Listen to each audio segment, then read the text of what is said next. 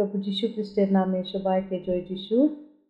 এই সময় আমরা পরস্পর কেমনভাবে ক্ষমা করতে হয় বলে ঈশ্বরের বাক্য দ্বারা ধ্যান করব।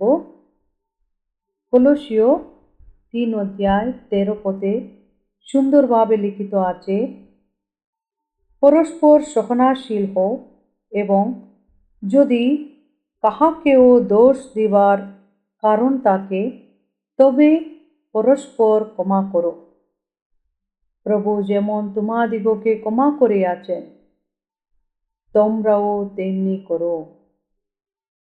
ঈশ্বরের বাক্য স্পষ্টভাবে আমাদের সঙ্গে কথা বলছে,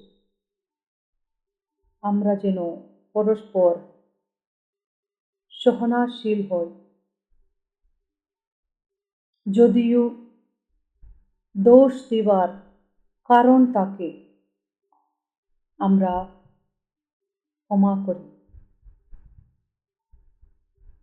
অনেক সময় অনেকে দোষ খুঁজে বেড়ায়, কেমনভাবে আমরা দোষ দিতে পারি অন্য লোকের উপরে, কিন্তু ঈশ্বরের বাক্য আমাদের সঙ্গে কথা বলছে, যদিও দোষ দিবার কারণ থাকে আমরা সহনশীল হয়ে পরস্পরকে ক্ষমা করতে হয়।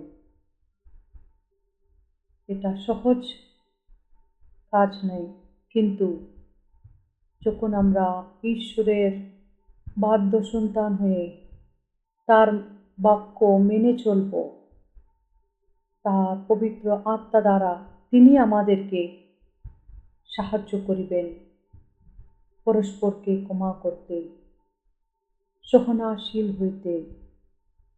কেননা এই পৃথিবীতে অনেকজন আছে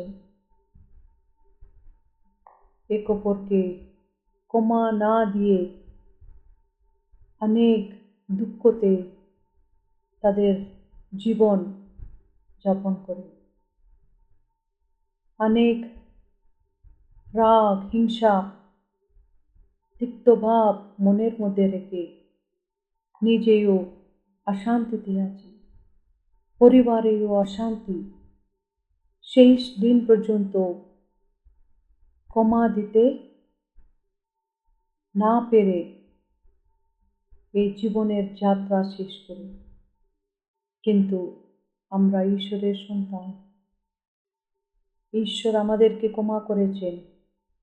ঈশ্বরের বাক্যে স্পষ্টভাবে লিখিত আছে, প্রভু যেমন তোমাদিগকে ক্ষমা করেছেন তেমনি তোমরাও পরস্পরকে ক্ষমা করো। আমরা কেমন ছিলাম, কোন পাপ থেকে ঈশ্বর আমাদেরকে উদ্ধার করেছেন, কোন রাস্তা থেকে ঈশ্বর আমাদেরকে উদ্ধার করে নিয়ে আসছেন, তাহার দয়া দ্বারা, করুণা দ্বারা তিনি আমাদেরকে ক্ষমা দিয়েছেন। সেই ক্ষমা যখন আমরা মনে রাখব, পরস্পর ক্ষমা করতে সাহায্য হইবে। ঈশ্বর আমাদের জীবনে যে ক্ষমা দিয়েছেন সব সময় আমরা যেন মনে রাখতে পারি।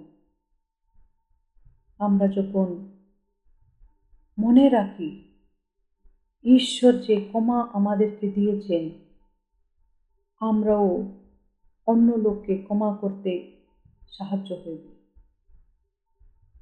অন্য লোকের উপরে সহনশীল হইতে সাহায্য হইবে।